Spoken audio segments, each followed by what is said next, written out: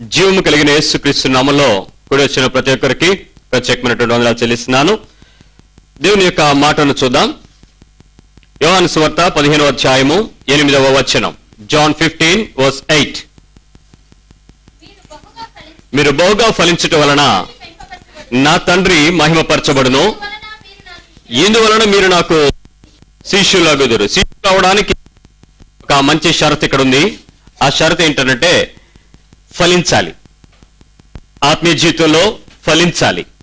ఆ ఫలించే కొద్దీ మనము దేవునిని చూపించటమే, దేవుని పక్షమైనటువంటి పరిస్థితులలో గొప్ప సంపూర్ణతను కూడా మనం అనుభవించగలుగుతాం. సంథింగ్ ఇది డిస్టర్బెన్స్ వస్తుంది. ప్రతి సమయంలో కూడా ఈ విషయాన్ని మనం జాగ్రత్తగా చూసుకుంటూ ముందుకు వెళ్ళాలి. మరి మొదటిగా మనం అనుకున్నాం కదా, ఎట్టి పరిస్థితుల్లో కూడా స్వంతాన్ని చూడకుండా ప్రేమించగలగటం, అంటే మన బ్రతుకులో మన స్వంతాన్ని వదులుకొని పరిస్థితులన్నింటిలో చూడటం. రెండవది, మంచితనము కలిగిన విశ్వాస జీవితంలో అభివృద్ధి పొందటం. మూడో విషయాన్ని చూద్దాం మనం. నా దగ్గర ఒక 2 బాగా ఫలించినటువంటి పుష్పాలు ఉన్నాయి, చూడండి. ఇది చక్కగా పూసింది అనడానికి మంచి రుజువుగా ఉన్నాయి. చక్కగా పూసింది. ఇది కూడా పూసింది, ఇది కొంచెం పచ్చగా ఉంది. ఇంతకంటే చక్కగా దీన్ని పుష్పించటానికి ఏమైనా అవకాశం ఉందా? ఇంతకంటే ఎక్కువగా అవదా?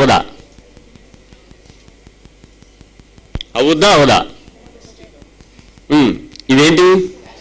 Artificial, plastic. వీటిని నేను ఇంకా ఏదో కొంచెం చక్కగా చేద్దామని, లేకపోతే ఇంకా బాగా ఫలించేద్దామని నేను వీటికి నీళ్లు పోస్తున్నాను, ఎరువులు వేస్తున్నాను, ఎండలో పెడుతున్నాను, అప్పుడప్పుడు వర్షం పడుతుంటే తీసుకెళ్లి బయట పెడుతున్నాను. ఇవి ఫలించగలవా? ఫలించలేవు. క్రైస్తవ జీవితంలో కూడా చాలా మంది ఈ ఆర్టిఫిషియల్ ఫ్లేవర్స్, కృత్రిమమైనటువంటి క్రైస్తవ విశ్వాసపు జీవితానికి అలవాటు పడిన వాళ్ళ జీవితాలలో నిజమైన ఫలింపును కూడా చూడలేకపోతున్నాం. వాళ్ళు చూడడానికి దూరం నుంచి చూస్తే ఇవి రియల్గా చాలా న్యాచురల్గా ఉన్నాయే, వీటి మీద నీటి తుంపరంలాగా చక్కగా ఉన్నాయే అనేటువంటి అభిప్రాయాన్ని మనల్ని మనం మోసం చేసుకునేలాగా చేయొచ్చు. వీటిని టచ్ చేసి అబ్బా ఎంత రియల్గా ఉన్నాయండి అనిపించవచ్చు. మీ జీవితాలను, మన జీవితాలను ఇతరులు చూసినప్పుడు కూడా, ఇతరులు కనపరిచేటప్పుడు కూడా మనం ఇలాగే కనపడవచ్చు. అంటే మన నోటి మాటలు కానీ, మన వేషధారణ కానీ, మన మాటలు కానీ ఏమైనా సరే ఇలా అనిపించవచ్చు. కానీ వీటిని ఇంతకు మించి ఎలాంటి ఫలింపుకు అవకాశం లేదు. ఇవి కృత్రిమమైనవి, మనుషుల చేత చేయబడినవి. ఈరోజు నీ జీవితంలో మన ప్రార్థన ఫలింపు దగ్గరకు వచ్చి ఆలోచిస్తే ఒకసారి ఎలా ఉన్నావో ఆలోచించుకోండి. చాలా మందికి క్రమశిక్షణ కలిగిన ప్రార్థనా జీవితంలో అభివృద్ధిని పొందామా? మన ప్రార్థనా జీవితంలో క్రమశిక్షణ కలిగినటువంటి అభివృద్ధి ఉందా? ఇక్కడ ఫలింపు ఎలా ఉంది ఒకసారి పరిశీలించుకోవాలి. చాలా మందికి ఉన్న ఒకే ప్రాబ్లం ఏంటంటే కంప్లైంట్ చేయటం. పాస్టర్ గారు కనపడినా, పాస్టర్ గారు కనపడినా, ఎక్కడైనా ప్రార్థన గుంపులు కనపడినా వాళ్ళు ఏమడుగుతారంటే, చాలా మీ మధ్య ఏంటో నేను ప్రార్థన చేసుకోలేకపోతున్నాను బ్రదర్. ఉన్నారా లేదా? ఇక్కడ ఉన్నారా లేదా? ఎందుకు సిగ్గుపడతారు? ఎందుకు? ప్రార్థన చేసుకోలేకపోతున్నానండి, చాలా ఆసక్తి అయితే ఉందండి, కానీ ఎందుకోసారి రావట్లేదండి. ఈ కంప్లైంట్ పాస్టర్ గారు ఏం చేస్తారు చెప్పండి? మీకోసం నేనే ప్రార్థన చేసేస్తానమ్మా, మీరేం చేయక్కర్లేదని చెప్పేవాళ్ళు ఉన్నారా? ఓ నిమిషానికి మీ గురించి ప్రభువా వీళ్ళు ఆసక్తి పుట్టించండి, ప్రార్థన చేయించండి అని చెప్పగలుగుతారు తప్ప మీ చేత చేయించగలుగుతారా? ఆ మాత్రం దాన్ని కనపడినోడి కల్లా వెళ్ళి ఈ కంప్లైంట్ చేసే వాళ్ళందరూ క్రమశిక్షణ లేని ప్రార్థనా పరులు. వీళ్ళకి ఒక డిసిప్లిన్ లేదు, ఒక క్రమము లేని బ్రతుకు. ప్రార్థన అనగానే మనందరికీ ఏంటి, అంతా ఖాళీగా ఉండాలి. ఒక ఆయన ఎవరో వచ్చాను, నన్ను పాస్టర్ గారు మీ ప్రేయర్ హాల్లోకి వచ్చి అలా ప్రేయర్ చేసుకుందామండి అనిపిస్తుందండి నాకు అన్నాడు. నేను అలాగే అనుకున్నాను బ్రదరు, కానీ మా ప్రేయర్ హాల్ ఇలాగే ఉంది, నేను మా ఇంట్లో నుంచి బయటికి రాలేకపోతున్నాను, ఈ బయట ఉన్నటువంటి జ్ఞాపకాలను లోపల చేరలేకపోతున్నాను, అనుకుంటున్నాము కానీ చేయలేకపోతున్నాము అనే మాట దగ్గరకు వచ్చి ఏదో ఇలా ఉంటే చేద్దాము, మా ఇంట్లో ఇలా ఉండదు, మా మనుషులు ఇలా అంటారు, అక్కడ ఉండిపోతున్నారు. అది కాదు, అది కంప్లైంట్ చేసే క్రమశిక్షణ లేని వాళ్ళారా? జాగ్రత్తగా వినండి. ఈ విషయాలలో ఎంతవరకు నువ్వు ప్రార్థన చేయాలి అని నువ్వు నిర్ణయం తీసుకోగలవో అంతవరకే ప్రార్థన కొరకు నువ్వు ఆశ కలిగి ఉండు. నీ సామర్థ్యం ఎంతో అది నువ్వు ముందు గుర్తెరుగు. ప్రభువా ఈ రోజులో నేను 3 గంటలే ప్రార్థన చేయడానికి సిద్ధపడగలను అని దేవునితో నువ్వు నిర్ణయం చేసుకుంటే ఆ 3 గంటలు చేసుకోవచ్చు. అంతేగాని ఇంకొకటి 30 గంటలు చేస్తుంటే వాడిని పట్టుకుని నేను వాళ్ళలాగా చేయలేకపోతున్నానని ఏడవక్కర్లేదు. నువ్వు చాలా మంది బలహీనత ఏంటంటే తప్పుడు సామర్థ్యాలను బట్టి ఈ బలహీనమైన పరిస్థితి ప్రతి ఒక్కరితో మాట్లాడడానికి ఇష్టపడుతున్నారు. ఈ తప్పుడు సామర్థ్యాన్ని గుర్తించి వ్యక్తిగతంగా దేవునికి ఇష్టముగా, దేవునికి అంగీకారముగా మన ప్రార్థన జీవితాన్ని ఉండేలాగా ప్రతి ఒక్కరు కూడా చూసుకోవాలి. చూద్దాం ఒకసారి. 1 యోహాను పత్రిక 3వ అధ్యాయంలో 20-21 వచనాలు చూద్దాం. 1 యోహాను పత్రిక 3వ అధ్యాయము 20-22 వచనాలు చూద్దాం.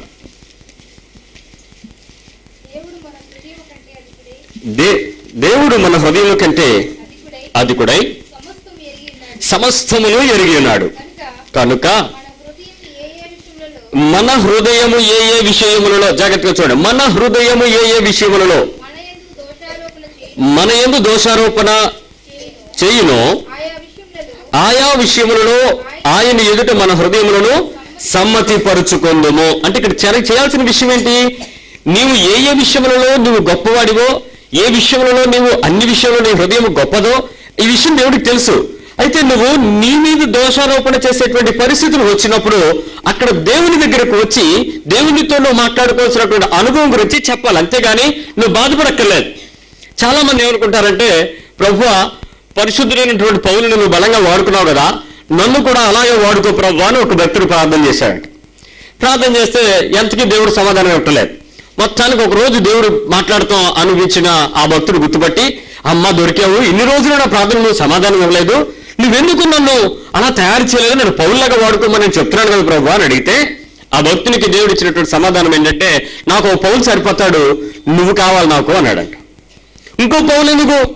ఆయనకు తెలుసు నేను నీలాగే తయారు చేసి నీ శక్తి సామర్థ్యాలు నీకేంటో నిరూపించి నీలో ఉన్నటువంటి శక్తి కలిగినటువంటి పరిస్థితికి తగినట్లు నీ హృదయాన్ని సిద్ధపరిచి నీవు ఎలా ఉండాలని కోరుకుంటున్నాడో అలా ఉండడానికి ప్రయత్నం చేయట్లేదు మనం. కాబట్టి మన శక్తి సామర్థ్యాలను గుర్తుపట్టి మనం దేవునితో నిష్కల్మషమైనటువంటి మనస్సాక్షితో ముందుకు వెళ్ళటానికి ఎప్పుడు కూడా ఇష్టపడాలి. గమనించడం, దేవుని ఎదుటికి వచ్చినప్పుడు మన హృదయాలు మన యందు దోషారోపణ చేయని ఎడల దేవుని ఎడల మనము ధైర్యము గలవారము. దేవునితో నువ్వు ధైర్యంగా ఉండాలంటే మొట్టమొదట నీ ప్రార్థనా జీవితంలో నువ్వు అధికంగా ఉండాలంటే ఎలా ఉండాలి? ఉదాహరణకి నేను తప్పు చేశాను, పాపం చేశాను, దేవుడు పరిశుద్ధమని తెలుసు, దేవుని మందిరం పరిశుద్ధమని తెలుసు, దేవుని సేవకులు పరిశుద్ధమని తెలుసు, దేవుని విశ్వాసులు జనములు పరిశుద్ధ జనమని తెలుసు.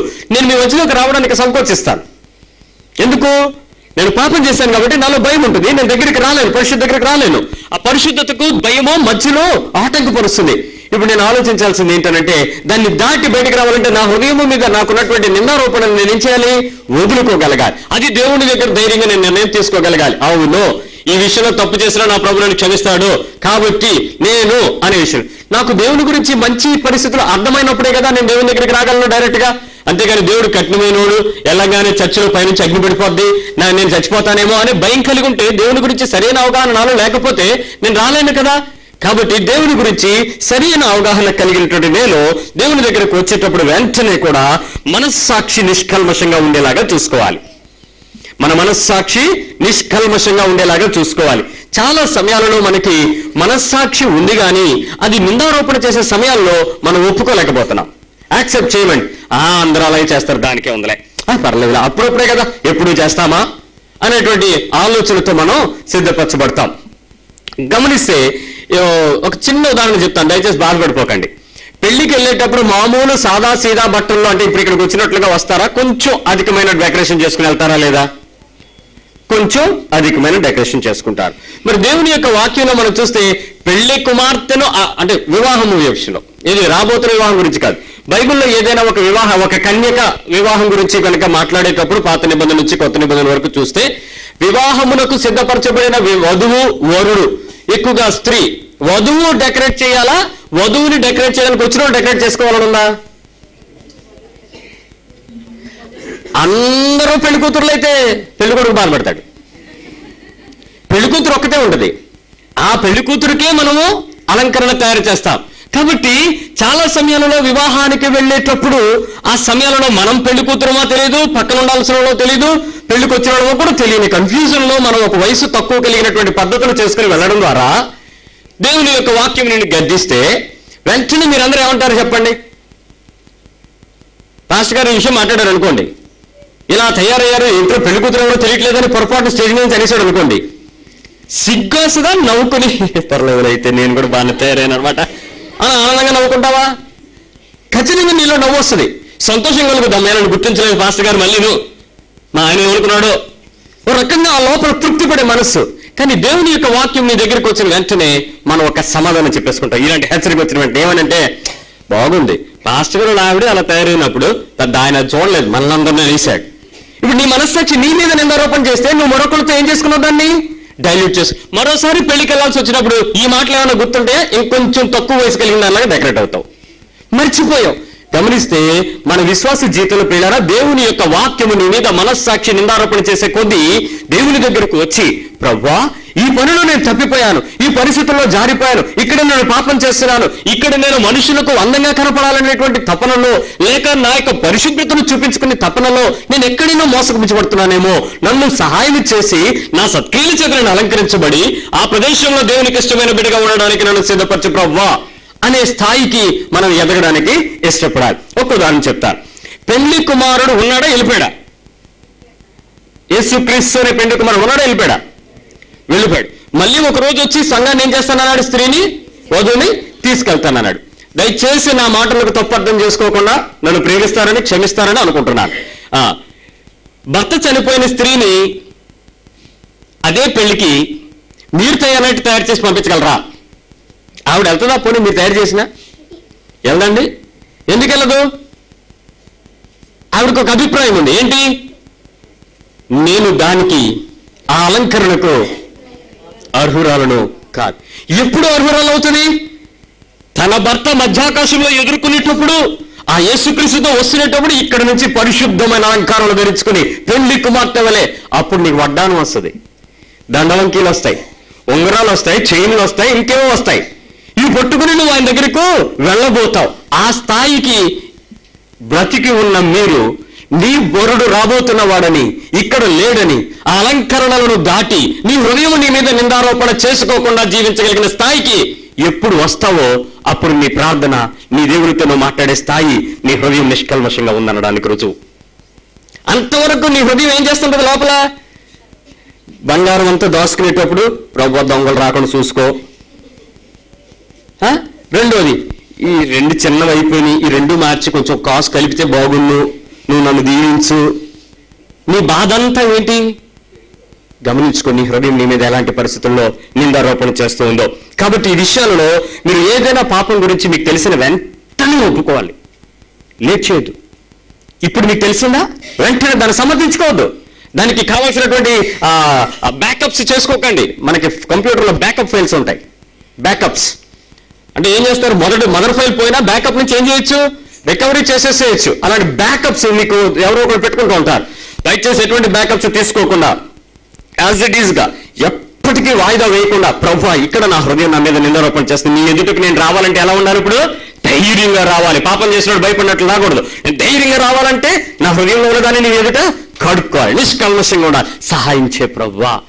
ఇట్టి ప్రార్థన చేసి నిష్కల్మషంగా ఉండగలిగిన వారి జీవితాలలో వారి ప్రార్థన మంచి క్రమశిక్షణ కలిగి ముందుకు వెళ్తుంది పిల్లారా.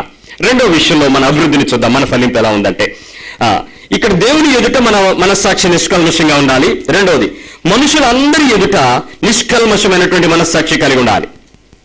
మనుషులందరితో కూడా మన హృదయంలో ఎలా ఉండాలి? భేదాలు ఉంటాయా ఉండవా? తేడాలు ఉంటాయా ఉండవా? చూడండి, మత్తయి సువార్త 5వ అధ్యాయం 23వ వచనంలో, మత్తయి సువార్త 5వ అధ్యాయము 23-24 వచనాల్లో,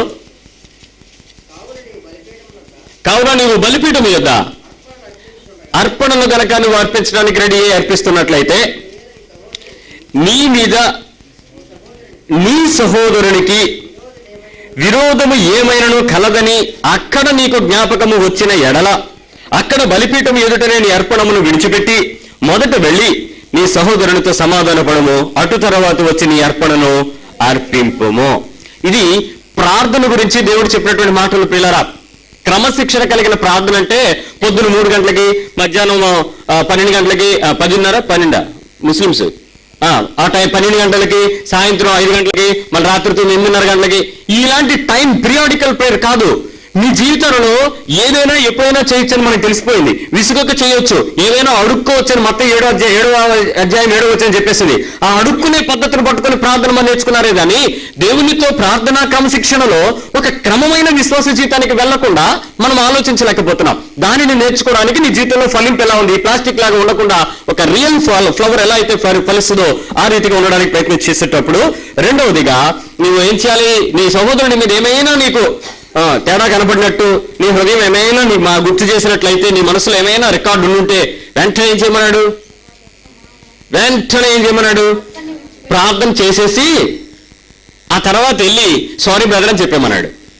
లేదు, వెంటనే నువ్వు ముందు ప్రార్థన లేక ఆ బలిపీఠం ఎదుట నీవు ఇచ్చేదానికంటే, నువ్వు చేసేదానికంటే, నీ క్రియలన్నిటికంటే మొదట నువ్వు వెళ్ళి ఏం చేయడం ముఖ్యం ఆయనకి. అది పడకుండా నువ్వు వచ్చి ప్రార్థన చేసినంత మాత్రంలో దేవుడు నీ ప్రార్థన అంగీకరించడని ఇక్కడ చెప్తున్నాడు. సమాధాన పడేటప్పుడు మనుషులందరితో, నీ సహోదరుడు ఎవడు, నీ పొరుగువాడు ఎవడు, అందరితో ఏ విషయంలో మనకి తేడా ఉన్నా వెంటనే మనం ఏం చేయాలి? పిల్లలు వెళ్ళి సమాధాన పడ. మార్కు సువార్త 11వ అధ్యాయం 25వ వచనం కూడా చూద్దాం. మార్కు 11:25. మీకు ఒకరి మీద ఇక్కడ సహోదరుడు అనలేదండి, ఒక్కడు అన్నాడు. ఒకరి మీద విరోధం ఏమైనాను కలిగి ఉన్న ఎడల మీరు నిలువబడి ప్రార్థన చేయనప్పుడు ఎల్లను వారిని క్షమించుడి, అప్పుడు పరలోకమందున మీ తండ్రి మీ పాపములను క్షమించును. మీరు క్షమించిన ఎడల పరలోకమందు మీ తండ్రి మీ పాపములను క్షమించకపోతే పరలోకమందు మీ తండ్రి కూడా మీ పాపములను క్షమించుడు అని ఫుట్ నోట్లో ఉంది చూడండి. ఇక్కడ గమనించండి, దేవుని యొక్క వర్తమానము స్పష్టత ఏంటంటే, ఎవరి మీదైనా విరోధం ఏదైనా మీకు కలిగి ఉంటే వెంటనే మనం ప్రార్థన చేసేటప్పుడల్లా ఏం చెప్పాలి? ఇక్కడ బలి అర్పణ ఇవ్వడానికి అంటే ప్రార్థన చేయడం గొప్పదా, దేవునికి ఏమైనా ఇవ్వడం గొప్పదా చెప్పండి? దేవుని పేరట దేవుని కొరకు అప్పగించుకున్నట ఇచ్చుకున్నటలో ఉన్న గొప్పతనం నువ్వు ఎక్కడో ఎవరికీ కనపడకుండా ప్రార్థన చేస్తే వస్తుందా? రాదు కదా. మనం ఇవ్వడంలో ఉన్న ఒక సంతోషాన్ని మనం అనుభవిస్తాం. ఇవ్వడం అనేది ఒక ప్రయారిటీ అయితే ఆ ఇవ్వడం గురించి దేవుడు చెప్తున్నాడు. అక్కడ నీవు ఇచ్చేదానికంటే నువ్వు సమాధాన పడితేనే నాకు ఇచ్చినంత, కాబట్టి నువ్వు వెళ్ళి సమాధాన పడు అన్నాడు. ఇక్కడేం చెప్తున్నాడు? ప్రార్థన చేయడానికి సిద్ధపడుతున్నప్పుడు ఏ విషయంలో ప్రార్థన చేయాల్సి వచ్చినా ఒకని మీద, ఏ ఒక్కరి మీదైనా నీకు ఆ పరిస్థితి తేడా కనిపిస్తే వెంటనే వెళ్ళి ఏం చేయాలంట? అక్కడ ఆ బలిపీఠం ఆ ప్రార్థన చేసేటప్పుడు ముందు మనం అక్కడ క్షమించుకుంటూ ఉండాలి. ప్రభువా, నేను ఆ పరిస్థితుల్లో క్షమించు, నేను వదిలేయాలి, నేను దాన్ని తొలగించుకోవాలి, ఆ మీద నాకు దోషం తీసి, ఆ కోపం తీసి, ఆ మనసు తీసి ప్రేమించలొచ్చి అనేలాగా నువ్వు అక్కడ ప్రమిదలు అడగకపోతే, నువ్వు ఇక్కడ చేయకపోతే అక్కడ కూడా ఒకరోజు యేసుక్రీస్తు వారు మనకి చేసిన మాదిరిని గుర్తు చేసుకోండి. తండ్రి, వీరేం చేస్తున్నారో వీరు ఎరుగరు గనక వీరిని కూడా. ఎందుకు చెప్పాడు?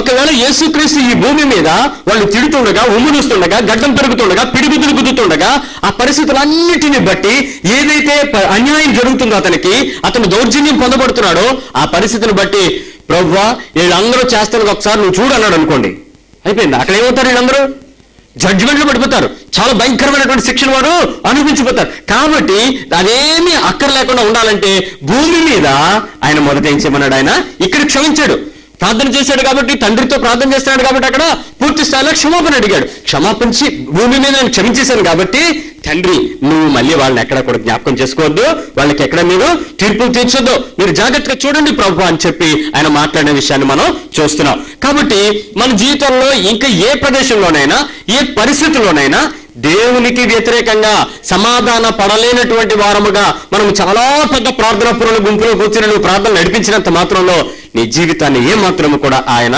అంగీకరించలేడు. నువ్వు ఫలభరితమైనటువంటి క్రైస్తవ జీవితంలో లేవని నువ్వు గమనించు. ఇక్కడ మరి రోమపత్రిక 7వ అధ్యాయము 25వ వచనం ఒకసారి చూస్తే, రోమపత్రిక 7వ అధ్యాయం రోమన్ 7:25లో ఆయన చెప్పిన మాటను చూడండి. మన ప్రభువైన యేసుక్రీస్తు ద్వారా దేవునికి కృతజ్ఞతాస్తుతులు చెల్లించున్నాను. కాగా మనస్సు విషయంలో నేను దైవ నియమములకును, శరీర విషయంలో పాప నియమములకు నేను. ఒక వ్యక్తి మనస్సుకు శరీరానికి సంబంధించి కూడా అతను కంట్రోల్లో ఉన్నాడు. 8వ అధ్యాయం 1వ వచనంలో ఏం చెప్తున్నాడు? కాబట్టి ఇప్పుడు క్రీస్తు యేసునందున్న వారికి ఏ శిక్షా విధి కూడా లేదు. నేను ఇప్పుడు ఇంతవరకు చాలా పాపాల జీవితాలు జీవించేశాను, ఈరోజు యేసుప్రభు నమ్మేశాను. ఏమన్నా ఎవరైనా అడిగారు అనుకోండి, బాప్తిజం తీసుకున్న తర్వాత కూడా పడిపోయాను అని అనుభవించింది అనుకోండి, అవునండి మరి పాపం విషయంలో శరీరం ఉంది కదా అందుకు పాపం చేశాను, లేదు నా మనసులో మాత్రం నిండా యేసుప్రభువే అన్నావు అనుకోండి. ఇక్కడ చెప్పాల్సిన విషయం ఏంటంటే, నీ జీవితంలో ఎప్పుడైనా ఏదైనా విషయంలో పాపము చేశావు అన్న విషయం తెలిసి చేసినా తెలియక చేసినా పాపములకు వచ్చే శిక్ష ఒకటే. ఇంటెన్షన్గా కావాలని చేసిన, ఉద్దేశపూర్వకంగా చేసిన, లేక పొరపాటును జరిగిన ఆ రెండింటి మధ్యలో పెద్ద భేదమేమి లేదు, కానీ శిక్ష మాత్రం ఒకటే. కాబట్టి ఏ పరిస్థితి అయినా సరే దేవుని ఎదుటికి వచ్చి మనము తెలియకుండా ఏదో విషయాలు జరిగిపోయేటప్పుడు మనం ఒక మాట గుర్తు చేసుకోవాలి. ఎలా ఉంటుందంటే, ఒకవేళ నేను తెలియకుండా చేసినటువంటి పని వల్ల ఇతరులు గాయపడి, ఇతరులు శ్రమపడి, ఇతరులు నష్టపోయి, ఇతరులు ఆ దేవుని యొక్క విశ్వాసంలో నిలబడడానికి అవకాశం లేని పరిస్థితి కనుక ఏర్పడింది అనుకోండి, నేను తెలియకుండా చేశాను, నేనేదో నా పని చేసుకుంటే మీకు హాని కలిగింది, అలాంటి విషయం నాకు తెలియపరచబడే వెంటనే మనం ఏమనుకుంటాం, నేనేం కావాలని చేయలేదే, మరి అలా అయిందేమో నాకెందుకు అనుకుంటా. కానీ అది నీకు తెలియపరచబడిన క్షణంలో నువ్వు వెంటనే వెళ్ళి వారి దగ్గర క్షమాపణ అడగాలి. ఇది దేవుని యొక్క లేఖనం. తెలిసి చేస్తే ఖచ్చితంగా వెళ్ళి సమాధానపడి అప్పుడు మనము ఏమంటే చిన్న కాల్ తగిలితే మనం ఏమంటాం, సారీ అన్నట్టు, ఇది యాదృచ్ఛికంగా జరిగిపోయిందా లేదా, ఇది కూడా అంతే. నీ వలన ఎదుటి వారికి కలిగిన అభ్యంతరం కలిగిన వెంటనే మనం వారితో వెళ్ళి క్షమాపణ పొంది ఆ అనుభవంలో మనము ముందుకు సాగే ప్రార్థన జీవితంలో క్రమమైన విశ్వాసాల్లో అభివృద్ధి చెందాలి. మూడో విషయం చూద్దాం. మత్తయి సువార్త 18వ అధ్యాయము 19వ వచనం. మాథ్యూ 18:19.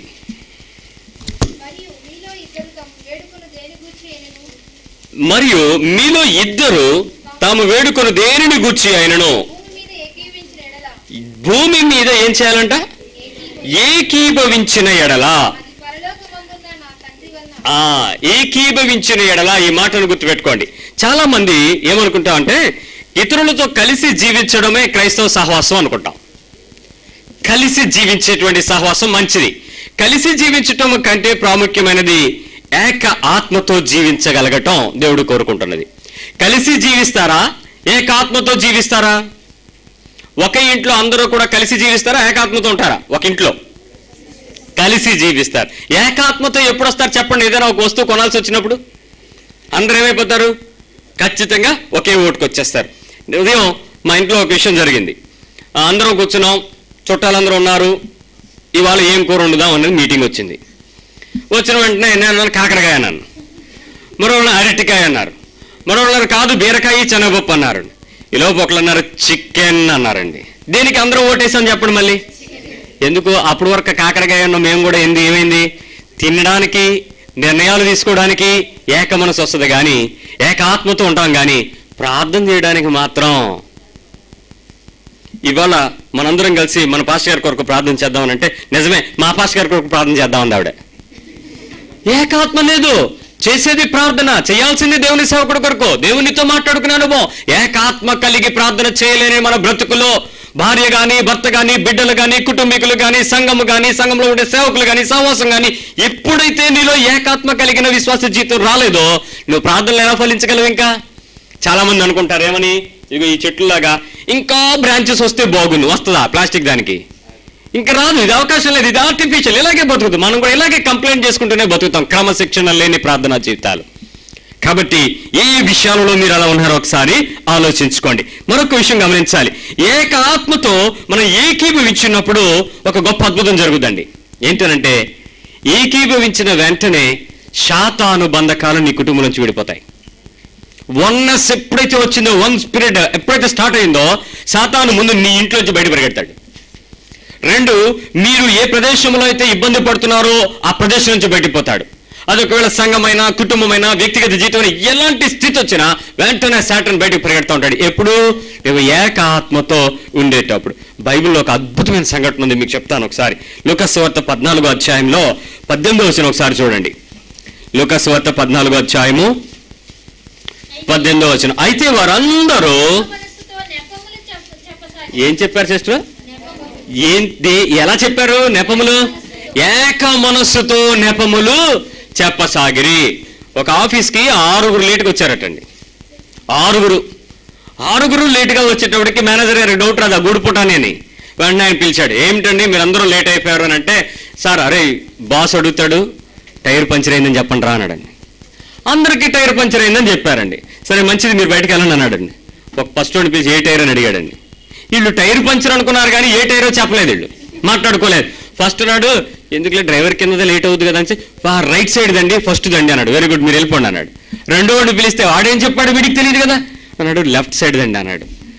ఇక 3, 4 మీకు ఏం చెప్పారో తెలిసిపోయి ఉంటుంది. ఇందుకే ఆ 5 కలిపి ఆ 6 కలిపి ఒకేసారి ఏం చేశారు, నెపములు చెప్పడానికి వాళ్ళలో వన్నెస్ వచ్చింది. ఒక పనిని సమర్థవంతంగా నిర్వహించడానికి వారిలో ఏక మనస్సు రాదు. ఈరోజు నీ ఇంట్లో తప్పెతకడానికి, నీ మనుషుల మీద నిందలు మోపడానికి, నీ పరిస్థితుల మీద నిందించుకోవడానికి నీకు ఏక మనసు వస్తుంది. నీకు ఇంకెవరైనా సపోర్ట్ దొరికితే వాళ్ళతో పట్టుకొని మాట్లాడతావు, కానీ ఆ ఇద్దరితో కలిసి ప్రార్థన చేయడానికి నీకు ఏక మనసు రాదు. నీవెప్పుడు ప్రార్థన క్రమశిక్షణలో ఎదుగుతావు. ఇంకా ఎంతకాలం మనం అనుకుంటాం ప్రార్థన చేయించుకోవడం ద్వారా అద్భుతాలు జరుగుతున్నాయి. కాదు, ప్రార్థన చేయడం ద్వారా అద్భుతాలు జరుగుతాయి. ప్రార్థించేవాడు ప్రభువుతో కార్యాలను సాధించేవాడు. ఈరోజు మన జీవితంలో ప్రార్థన అంటే ఒంటరిగా పోరాటం నేర్చుకున్నారు, కానీ ఏకాత్మతో కలిసి జీవించుచున్నంత మాత్రంలో అది క్రైస్తవత్వం కానే కాదు. ఏకాత్మతో ప్రార్థన చేయటం అనే అనుభవానికి మనం సిద్ధపడాలి. నెపములు చెప్తారు, కారణాలు వెతుకుతావు, కారణాలు చెప్తావు, దానికి కావాల్సినటువంటి రీజనింగ్ ఇస్తావు, కానీ ఆ వన్నెస్తో ప్రార్థన చేయడానికి నీ జీవితంలో సిద్ధపడలేకపోతున్నావు. సంఘంలో బంధించవచ్చు, కుటుంబంలో బంధించవచ్చు. ఏ రకమైన పరిస్థితుల్లోనైతే అనైక్యత కలిగించి ఆత్మ పనిచేస్తుందో దాన్ని బంధించడం చాలా ఈజీ. ఎప్పుడో తెలుసా, ఏకీభవించి ప్రార్థించినప్పుడు. ఇద్దరు చాలు ఏకీభవించి. ఒక సహోదరి నాకు ఒక సాక్ష్యం చెప్పింది. పాస్టర్ గారు, నేను నా భర్తతో కలిసి ప్రార్థన చేయాలని నాకు చాలా ఆసక్తిగా ఉంది, దయచేసి ప్రార్థన చేయండి, నా భర్త కూడా నాతో ఏకీభవించడం కోసం ప్రార్థన చేయండి అని. నేను చాలా కాలం ప్రార్థన చేశాక ఆమెతో చెప్పాను, ఏమ్మా నీ భర్త నీతో కోఆపరేట్ చేస్తున్నాడా, ఇద్దరు కలిసి మంచిగా ప్రార్థన చేసుకుంటున్నారా అని అడిగితే, సార్ మా భర్త ప్రార్థన చేయట్లేదు కానీ నా బిడ్డ నాతో కలిసి ప్రార్థన చేస్తున్నాడండి అని. అదేంటి, నీ భర్త ప్రార్థన చేయటలేదా, మీ బిడ్డ అంటే ఏంటి, మొన్న నేను పేరు పెట్టాను ఆడేనా అన్నాను. తనేనండి అని. మైకేలేనండి. మైకేల్ అంటే వాడు వయసు నిండా కలిపితే 6 నెలలు దాటలేదు కదా, వాడు నీతో పాటు కలిసి ఎలా ప్రార్థన చేస్తున్నాడు అనుకుంటున్నావు అని అంటే, వాడికి ఒకటే చెప్పానండి, వాడికి పాలు చేస్తా నిండా పాలు పోసి వాడి నోట్లో పెట్టి, ఒరే నాన్న నేను ఇప్పుడు ప్రార్థన చేస్తున్నాను, నువ్వు ఏడవ మాకు, నువ్వు నేను కలిసి ఇక్కడ ఇద్దరం కలిసి మనం ప్రార్థన చేస్తున్నాం అని చెప్పిద్దట. ఆ పిల్లోడు ఈ తల్లి మోకరించి ప్రార్థన చేస్తున్నాం సేపు ఎదురుగా పాలు తాగుతూ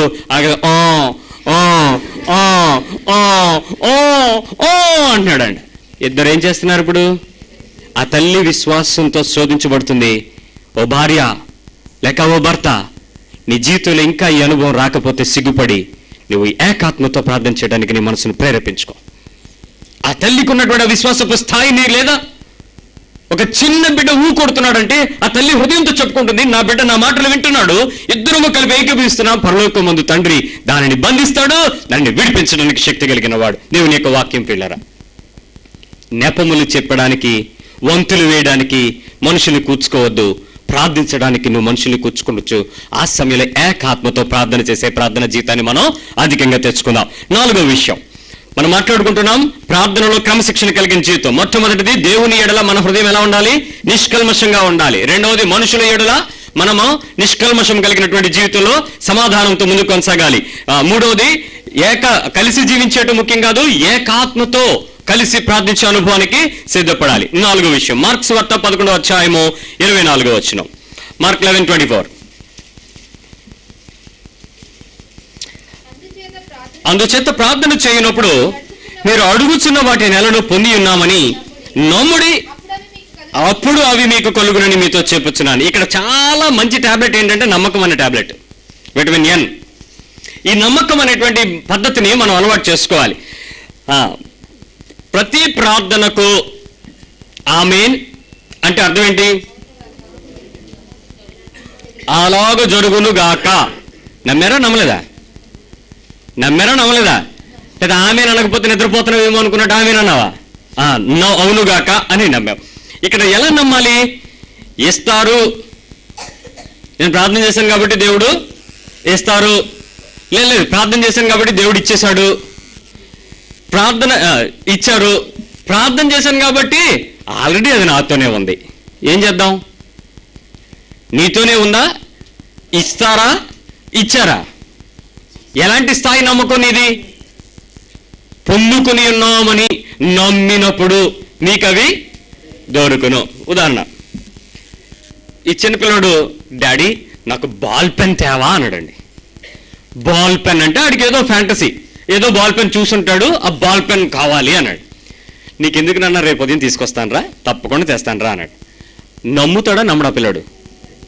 అలాంటి నమ్మకం అండి. తెల్లవారు వరకు వాడు ఎదురు చూడడం కంటే ఈ రాత్రి వాడి హృదయంలో ఒక ఆనందం. ఏమని? నా డాడీకి చెప్పాను, నా డాడీ గ్రాంటెడ్ అన్నారు, నాకు ఇస్తాడు. చూడండి, ఆ బిడ్డ సైకిల్ కొనమన్నాడండి. ఆ పిల్లోడు సైకిల్ కొనమన్నాడండి. ఈ డాడీ అన్నారు, తప్పకుండా నాన్న రేపు మార్కులు వచ్చినప్పుడు చూసుకుని నీకు కొనేద్దాం నాన్న అన్నారు. నమ్ముతాడా? అక్కడ కండిషన్ కలిగింది. ఏమని? మార్కులు వచ్చినప్పుడు. ఇప్పుడు ఇదేంటి?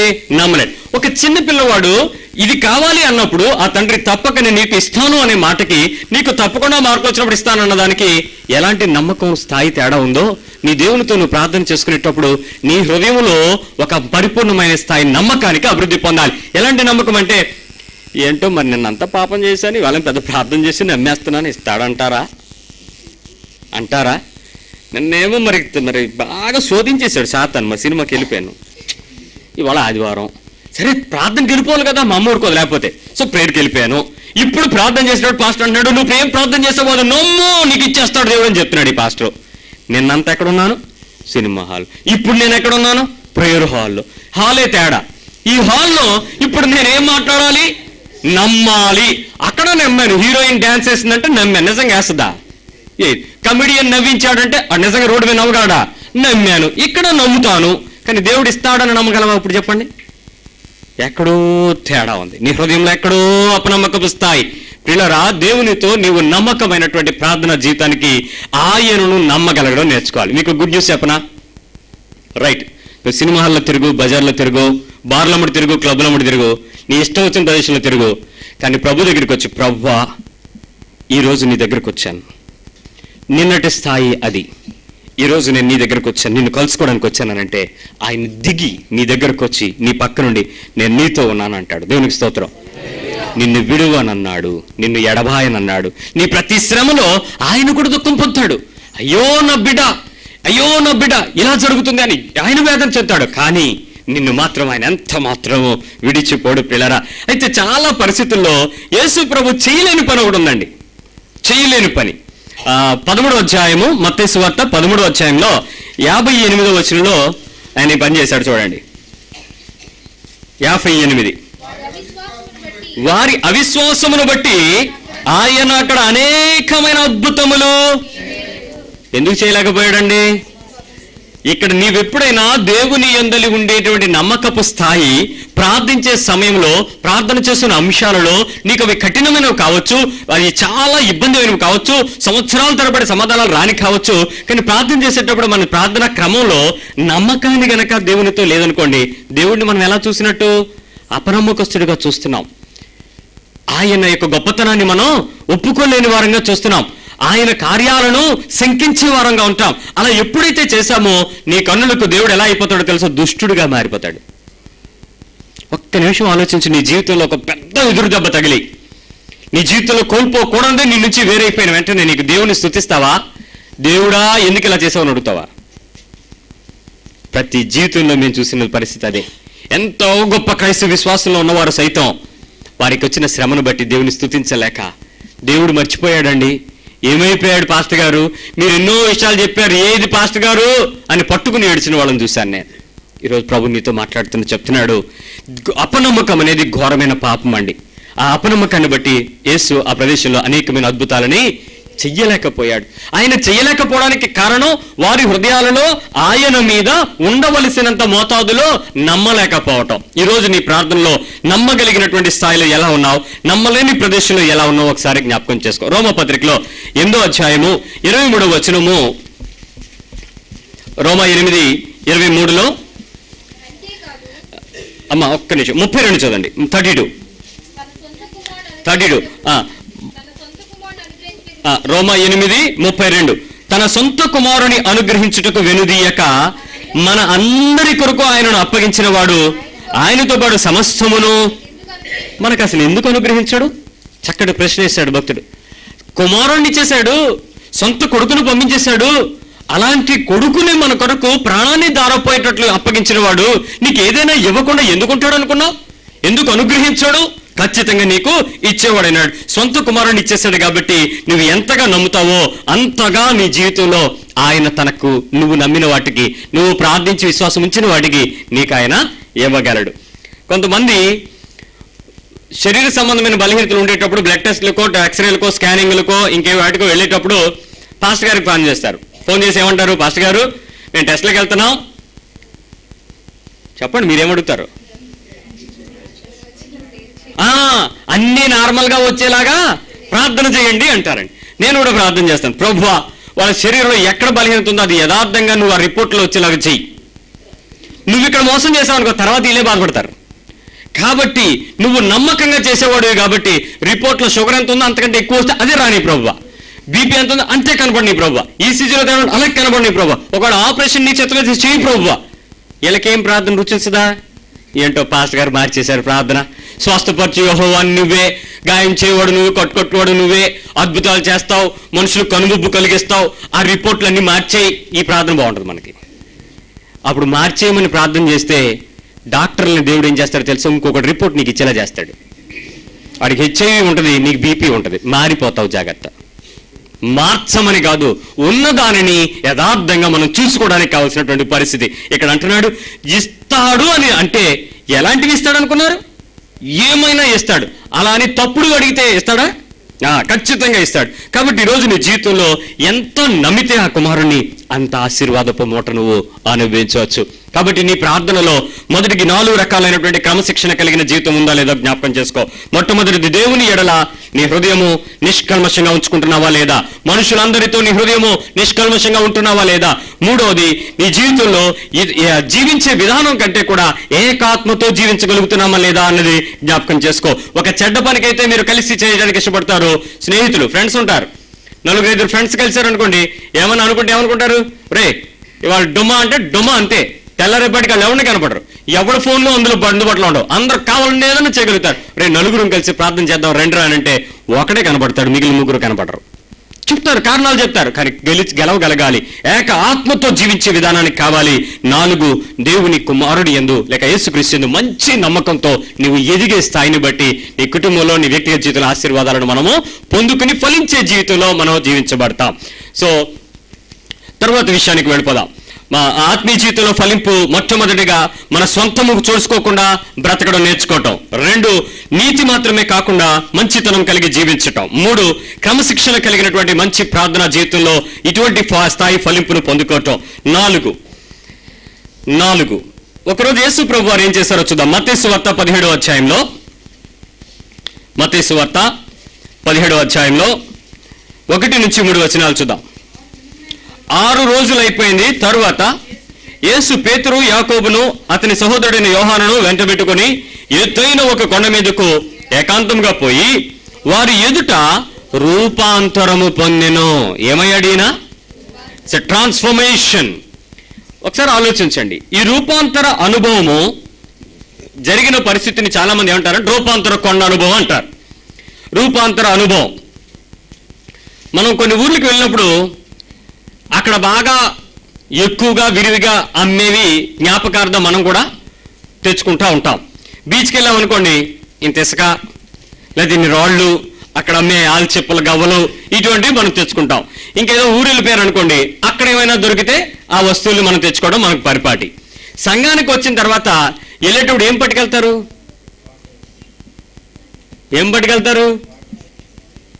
ఏమండి?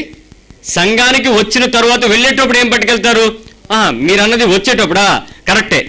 హైందవ కుటుంబాల్లో చూడండి, పసిపిల్లలకు సైతం అది ఉపవాసం, ఆ వ్రతం అయ్యేంత వరకు పెట్టకూడదని అంటే ఆడు కేకలేస్తున్నా సరే ఆడిని కూర్చోబెట్టి భయపెట్టి పెడతారు. జేజీ అమ్మో భయం అంటే ఆడు అలా కూర్చుంటాడు అండి. ఏమంటే లేదంతే, జేజీ కొడుతుందంటే అంతే. మన వాళ్ళు చూడండి, సమోసాలు, చిప్పులు, వేరుశనగ పప్పులు, బయట అమ్మే చెత్త చెదారం టఫ్ అంతా పట్టుకొని కానీ చర్చకి రారు. ఆడికి ఏమర్థం అవుతుందంటే మళ్ళీ వారం ఎప్పుడు చర్చకెళ్దావా అని చూస్తుంటాడు. ఎందుకు? స్టఫ్ తినే ప్లేస్ అదే. దేవుని వాక్యం కొరకు బిడ్డలను సిద్ధపరచడం చేతకాని క్రైస్తవ తల్లిదండ్రులారా, మోకరించి ఏడవండి, దేవుని దగ్గర పశ్చాత్తాపడండి. నీ బిడ్డలకు దేవుని క్రమాన్ని చిన్నప్పటి నుంచి నేర్పించమని చెప్తే తిండి తినిపించే ప్లేస్ గాను, లేకపోతే ఆ ప్రదేశంలో ఆడుకోవడానికి కావాల్సిన వస్తువులు ఇచ్చే ప్రదేశం గాను మేము లోపల ఉంటాం, మీరు బయట ఆడుకోండి. బయట ఆడుకుంటారా పిల్లలు? నువ్వేమో దేవుని మాట వింటావా? పిల్లలు చెడిపోతారు లోకంలోకి వెళితే. దేవుని క్రమంలోనికి తీసుకురావాల్సినటువంటి బాధ్యత, భారం లేని పరిస్థితుల్లో పిల్లల్ని పెంచడానికి ఎందుకన్నావు? దేవుడిచ్చిన బహుమానాన్ని దేవుని కొరకు ప్రెషియస్గా పెంచడం చేతకలేదా నీకు? ఆ రీతిగా పెంచాలి పిల్లల్ని, జాగ్రత్త. అది నువ్వు అన్నది రైటే బ్రదరు. ఏంటంటే తీసుకొచ్చినప్పుడు ఎలా వస్తావు అన్నది చెప్పరు, చాలా మంది చెప్పరు. జాగ్రత్త ఏడవకుండా చూడండి అంటారు, అంతే. వెళ్ళేటప్పుడు ఏం పట్టుకెళ్తున్నావు? చాలా మందికి ఏం పట్టుకెళ్ళాలో తెలియదండి. కానీ ఈ అనుభవాన్ని, ఆ కొండ మీదకి వెళ్ళిన తర్వాత ఒక రూపాంతర అనుభవాన్ని ఆ శిష్యులు యేసుక్రీస్తులో నుంచి చూసి వెళ్ళారు. యేసు ప్రభు వారు ఈ 17 అధ్యాయముల వరకు ఒక రకమైన క్రమమైన జీవితాన్ని చూసాం. 17 తర్వాత పరిస్థితి ఏంటంటే, డైరెక్ట్గా అతను ముక్కు మీద గుద్దుతుంటే, గడ్డం పీకుతుంటే, పిడుగుతులు గుద్దుతుంటే, కొరడా పెట్టి కొట్టి చీరుస్తుంటే వాళ్ళు చూసి ప్రేమించగలిగిన ట్రాన్స్ఫర్మేషన్ అది. అప్పటి వరకు వ్యభిచారం చేసిందని చూసి, అమ్మా నీ పాపాలు క్షమించాను పో అన్నాడు. నీ పాపాలు క్షమించాను, లేవే పడిపెత్తుకుని వెళ్ళిపో అన్నాడు. ఆ స్థాయిలో నుంచి ఇప్పుడు తన వ్యక్తిగతంగా గాయపడుతుండే సమయంలో దానిని ప్రేమించగలిగిన ఆ నూతన అభిషేకానికి నడిపించబడటం. ఇది సింపులా, పెద్ద కష్టమైన విషయం? ఒకసారి ఆలోచించండి, ఎంత కష్టంగా ఉంటుంది. మొదటి అనుభవంలో నుంచి క్రొత్త అనుభవం.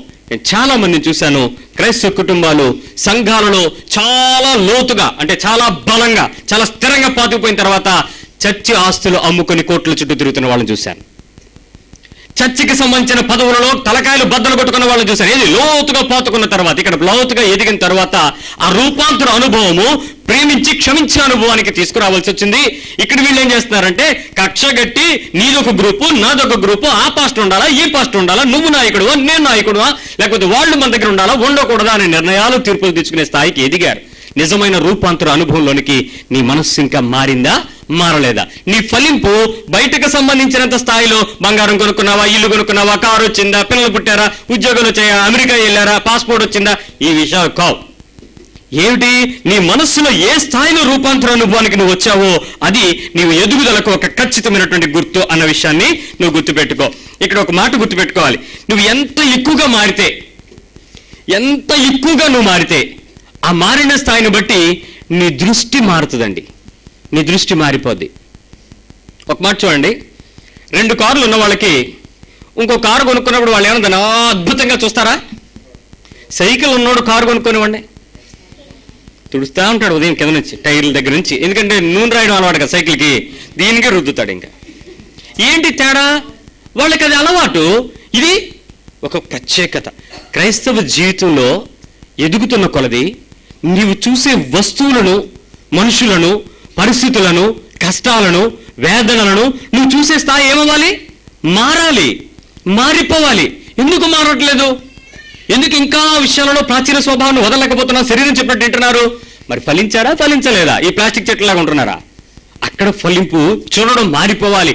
దేవుని సంబంధమైన విశ్వాసాన్ని చూడగలగాలి. చిన్న ఉదాహరణ చెప్తాను, దయచేసి బాధపడకండి.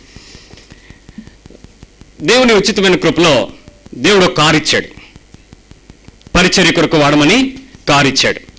ఒక సిస్టర్ అడిగింది, ప్రైజ్ ది లార్డ్, దేవుని స్తోత్రం అమ్మా, ఏంటి పార్టీ ఏది అని అడిగింది. పక్క నుంచి బ్రదర్ వచ్చి, బ్రదర్ మంచి పార్టీ ఉన్న వరకు కారు వచ్చింది అన్నాడండి. ఆ కారు వచ్చింది, పార్టీ వచ్చింది, బాగానే ఉంది. బ్రదర్ ఒక మాట చెప్తానేనండి, మేము ఈ మధ్యలో పాడైపోయిన సుమిత్ మిక్సీ మార్చేసి ప్రీతి మిక్సీ కొనుక్కున్నాం, మీరు చూసారా అని. లేదండి, పాత డొక్కు డబ్బా టీవీ వదిలేసి 34 ఇంచెస్ గోడను అంటుకు పెట్టుకునే టీవీ కొన్నాం, అది మీరు చూసారా అని. చూశానండి, ఎల్సిడి చూశానండి అని. Very good. ఈ మధ్యలో నా పాత బండి మార్చేసి కొత్త బండి కొన్నాను, చూసారా అని. చూశానండి. అప్పుడు మీకు ఏం పార్టీ ఇవ్వలేదే? నా గ్రైండర్ కొన్నప్పుడు ఇవ్వలేదు, టీవీ కొన్నప్పుడు ఇవ్వలేదు, ఒక డోర్ వదిలేసి 2 డోర్లు ఫ్రిడ్జ్ వచ్చినప్పుడు ఇవ్వలేదు, టీవీ డబ్బా వదిలేసేది రిమోట్ కొట్టినప్పుడు పని చేయలేక ఇప్పుడు ఇలా నొక్కితే ఎక్కడి నుంచైనా మారిపోయే టీవీ వచ్చినప్పుడు నీకు పార్టీ ఇవ్వలేదు. కారు కొన్నప్పుడు పార్టీ అంటున్నావు ఏంటా? అలా అడిగారా? అలా వచ్చారా? అలా కాదులేండి, అవన్నీ 1000 ఇవి లక్షలు. నీ దృష్టి ఎదుగుతున్న కొలది, దేవునిలో నడుస్తున్న కొలది దృష్టి ఎటువైపు మారుతుంది?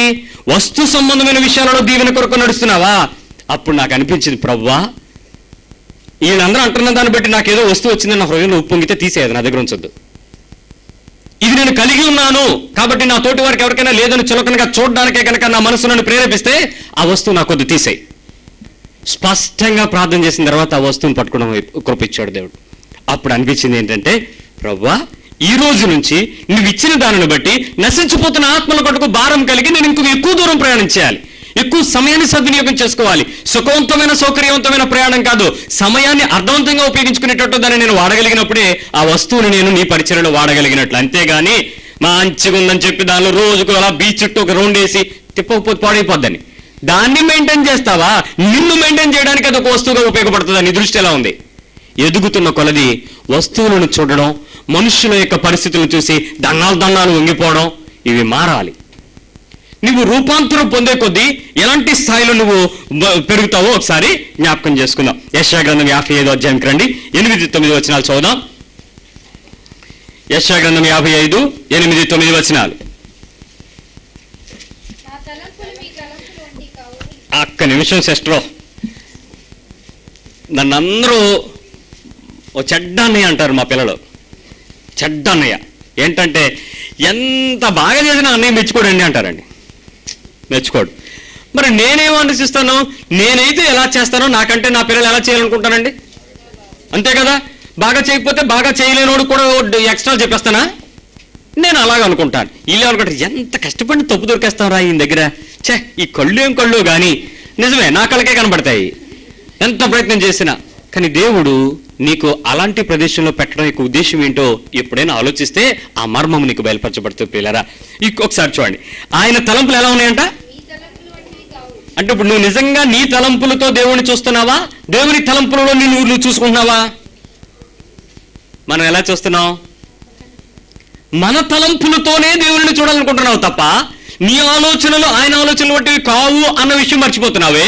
నీ ఉద్దేశములు భూ సంబంధమైనవి, ఆయన ఆకాశమునకు భూమికి ఎంత వ్యత్యాసం ఉందో అంత తేడా ఉంది. ఎంతమంది మీ ఆలోచనలు అన్నీ కూడా పర్ఫెక్ట్ కాదని దేవుని ఎదుట ఒప్పుకోగలరు? చాలా సమయం మనకి ఏమనిపిస్తుంది అంటే, ప్రభువే పెట్టాడండి బ్రదరు, ఈ ఉద్దేశం నాకు ప్రభువే పెట్టాడండి, ఈ ఆలోచన దేవుడే క్రియేట్ చేశాడండి, ప్రార్థన చేసుకునే చేశాం అందుకే మాకు ఇది వచ్చింది. కానీ నీ తలంపది, దేవుని తలంపు ఏంటి? ఎలాంటి స్థాయి ఆలోచన? ఈరోజు మన ఆలోచన విధానంలో దేవుని ఆలోచన మన ఆలోచనకు మధ్యలో ఉండే తేడాను నువ్వు చూడగలిగి, కనిపెట్టగలిగి, ఎదురు చూడగలిగి దేవుని ఆలోచన వైపు నువ్వు ఎదుగుతున్న కొలది నీ జీవితంలో నిజమైన ఫలింపు ప్రారంభమైనది అర్థం. ఇక్కడ నిజంగా మార్పు చెందిన తర్వాత ఏమవుద్దంటే, పరిశుద్ధాత్మ దేవుడు నీ హృదయాల్లో ఆజ్ఞలు రాయడానికి, పాటించడానికి మనస్ఫూర్తిగా సిద్ధపడగలగటం. ఇవి ఎదిగే ఆత్మీయ స్థాయిలో పరిశుద్ధాత్మ దేవుడు ఎక్కడ రాస్తాడు?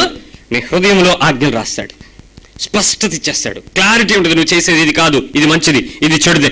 ఒకసారి చెప్పిన తర్వాత నువ్వు మరోసారి తప్పు చేయలేవు, ఎట్టి పరిస్థితుల్లో చేయలేవు. కానీ చాలా మంది వాక్యంలో ఎన్నోసార్లు పాపం విషయంలో చేయకూడదని నిర్ణయాలు తీసుకోవడానికి ఇష్టపడతారు. కానీ తిరిగి వెళ్ళి అదే పాపంలో బురదలో పడిన పందిలాగా, కక్కేసిన దాన్ని తినే కుక్కలాగా అదే పాపాల దగ్గరకు వెళ్ళి వారు తిరుగుతూ ఉంటారని దేవుని వాక్యం చెప్తుంది. కానీ పరిశుద్ధాత్మ దేవుడు నేనేం చేస్తాడు? ఆ పాపంలో నుంచి బయటకు తీసుకొని వచ్చి నువ్వు నడిచే మార్గమును నీకు బోధించి సత్యము నుండి సర్వసత్యంలోనికి నిన్ను నడిపిస్తాడు. మామూలు సత్యం నుంచి సర్వసత్యంలోనికి నిన్ను తీసుకుని ముందుకు కొనసాగిస్తాడు. అప్పుడు క్రీస్తు మనస్సును అందరం కూడా కలిగి ఉంటాం.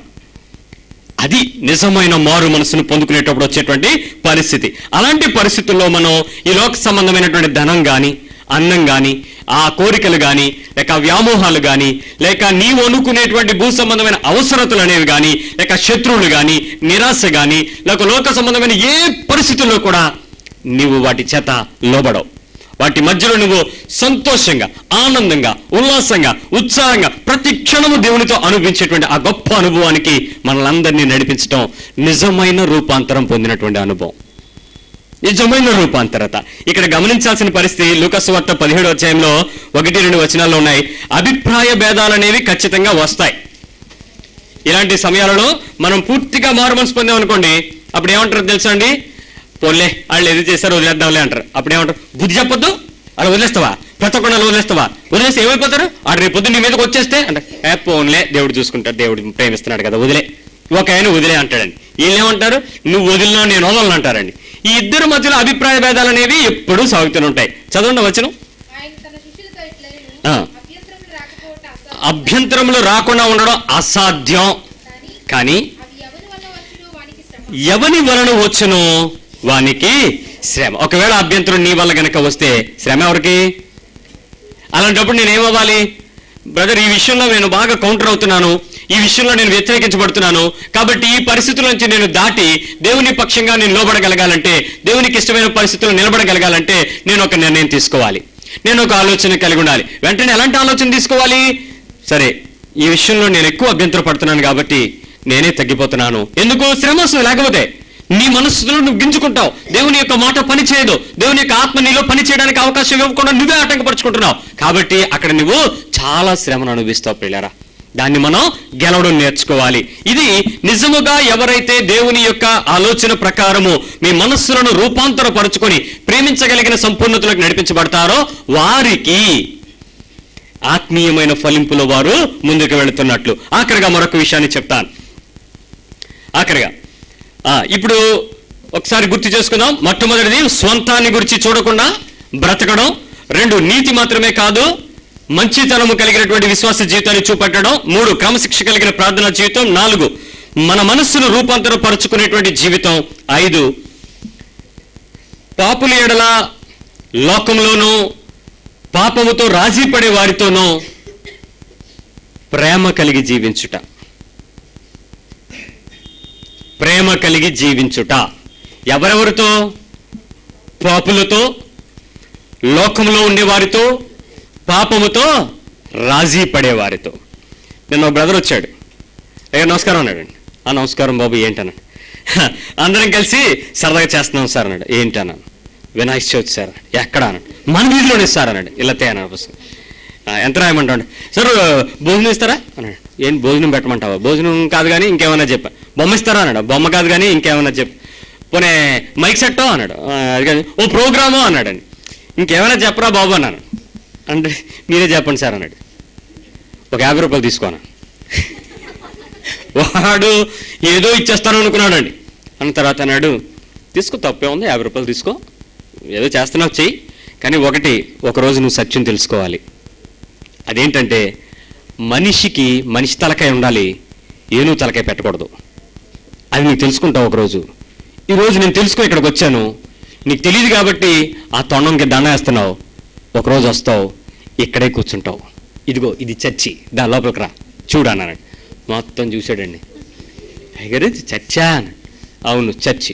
ఇదిగో 50 తీసుకోనంటే, వద్దులేండి అయ్యగారు, మీరు క్రిస్టియన్స్ లాగా ఉన్నారు. పర్లేదు ఉంచు, పర్లేదు తీసుకో. ఆడ 50 రూపాయలు పట్టుకుని ఉనికిపోయి భయపడిపోయి అలాగా మునిసిపోయి, అయ్యగారు వీళ్ళు వస్తానండి అన్న. ప్రసాదం పైకి తాకే నువ్వు ఇస్తావు కదా, ఏ మురిలు అటుకులు వద్దు, పైకి ఎప్పుడు పంపించకే అంటే, అలాగేనండి అయ్యగారు, అలాగేనండి అయ్యగారు, కామ్గా వెళ్ళిపోయాడు. వాడికి చెప్పాల్సిన సువార్త అంతకంటే ఎక్కువ చెప్తావు నువ్వు. మేము క్రైస్తవులం, యేసు ప్రభువుని నమ్ముకున్నాం, ఎవడు పంపించండి పైకి. ఏమండి, నీ ఆక్రోశం నీ ఉక్రోశం ఆ లోకంలో నువ్వు వాడితోనా? ఎన్ని 50 ఐస్ క్రీమ్ కొంటే అయిపోద్ది 50 రూపాయలు. ఒక ఐస్ క్రీమ్ తింటే ఖర్చు పెడతావు. నీ పిల్లలు విలాసాలుగా కొనే పెన్సిల్ ఎర్రగొడితే అయిపోతాయి ఆ డబ్బులు. పారేసిస్తే అయిపోద్దా పుస్తకం ఖరీదు. కానీ అడిగి ఇచ్చే దగ్గర మాత్రం నేను దేవునికి సంబంధించిన నీతి క్రైస్తవులు వీళ్ళు స్వనీతి పరులు. అలాగని చందాలు ఇవ్వడానికి నువ్వేం పిలుచుకుని బొమ్మలు ఎత్తుకోవడానికి డబ్బులు వేసి ఈ పనులు చేయమని నీతో చెప్పటంలే. వారెన్నింటి మధ్యలో తేడా ఉంది, జాగ్రత్తగా ఆలోచించు. లోకంలో మనము ఫిలిప్పీ పత్రిక 3వ అధ్యాయము 17 నుంచి 19 వచనాలు చదువుదాం.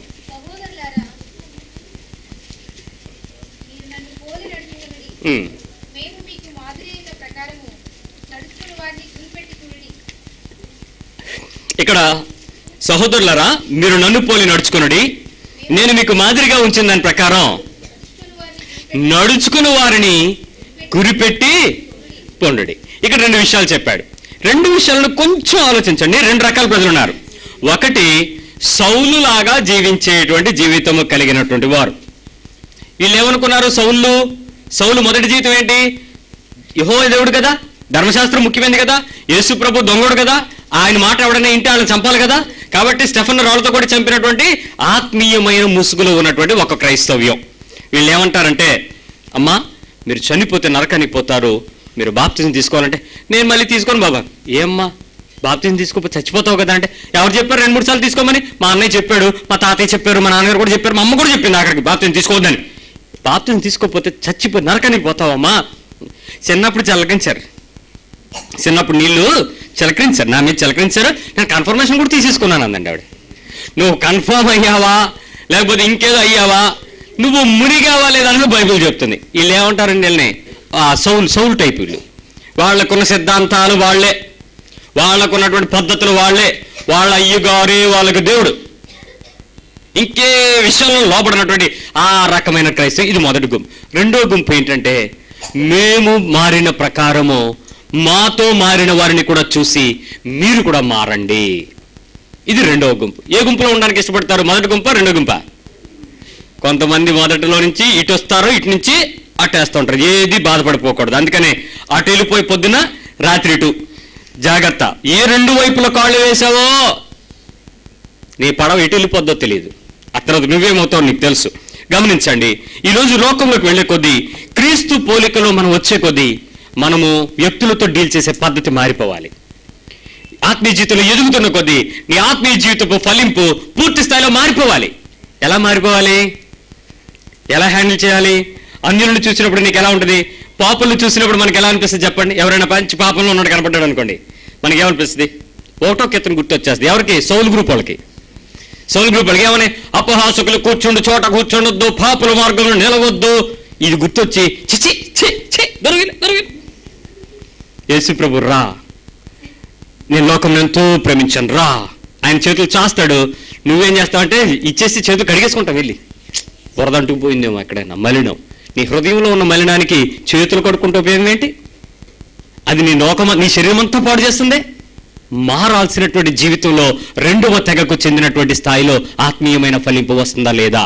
డీల్ చేసే కొద్దీ పాపంతో రాజీ పడిపోయిన వారి దగ్గరికి వెళ్ళి వారిని పట్టుకొని వాళ్ళకి ప్రేమించి వాళ్ళకి వాగ్దానాలు ఇచ్చి వాక్యం చెప్పి భారము కలిగి మొర్రపెట్టి వారిని దేవుని కొరకు సంపాదించుకోవడానికి ప్రసవ వేదన పడ్డానన్నాడు పౌలు. ఏది సిజేరియన్ ఆపరేషన్ కాదు, అది నొప్పులు పడి బిడ్డను కంటాం. 1 రోజు 2 రోజులు కాదు. ఈ రోజు అంటే మనం తినేటువంటి పరిస్థితులను బట్టి మనకు మంచి మత్తు డాక్టర్లు బ్రహ్మాండమైన మత్తులు ఇచ్చేస్తున్నారు. నడుంకి పొడి చేస్తే ఏం మాట్లాడకుండా బిడ్డ బయటకు వచ్చేస్తుంది, నొప్పి కూడా ఉండదు. టీవీ చూసుకుంటూ బిడ్డను కనొచ్చు. కానీ పూర్వపు దినాలలో నొప్పిలు స్టార్ట్ అయితే 3 రోజులు 4 రోజులు తిండి చుక్క కూడా పెట్టేవారు కాదటండి. అలాగా ఆ పీట మీదే పడి ఉండాల. ఇప్పుడు డెలివరీ అవుతుంది, అమ్మ ఇంకొంచెం పుష్ అంటే వాళ్ళు ఏడిచి సమస్యలు ఎప్పుడో నొప్పులలో నుంచి బిడ్డను కని ఆనందంగా మరిచిపోయే పరిస్థితులు. ప్రసవ వేదన పడ్డాడంట. ఈరోజు మన జీవితంలో ప్రసవ వేదన ఎవరికి ఉందండి? పాస్ గారు సువార్తకి వెళ్దామంటే సుమో బుక్ చేయమంటారా?